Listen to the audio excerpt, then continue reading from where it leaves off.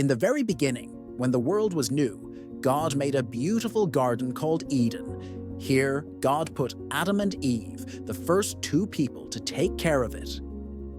The garden was a perfect home, full of wonderful plants and animals, and Adam and Eve could eat the fruit from all the trees, except one. God told them not to eat from the tree of knowledge of good and evil. One day, while Eve was walking in the garden, a clever and sneaky serpent spoke to her.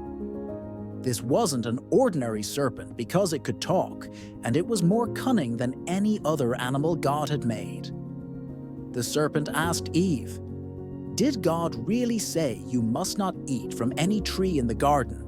Eve replied, "We may eat fruit from the trees in the garden, but God said, 'You must not eat fruit from the tree that is in the middle of the garden, and you must not touch it, or you will die.'" The serpent, wanting to trick Eve, said, "You will not certainly die, for God knows that when you eat from it, your eyes will be opened, and you will be like God, knowing good and evil." Eve looked at the fruit. It was beautiful and looked delicious, and she liked the idea of being wise like God. So she took some of the fruit and ate it. She also gave some to Adam, who also ate. As soon as they ate the fruit, something changed. They suddenly felt afraid and hid when they heard God walking in the garden. But God knew what had happened.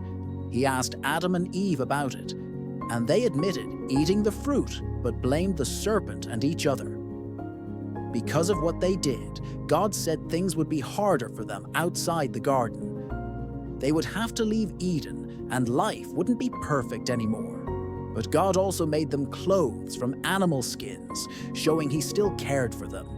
The serpent was punished too. He was thrown out of the garden and cursed to crawl on its belly and be an enemy to humans from then on.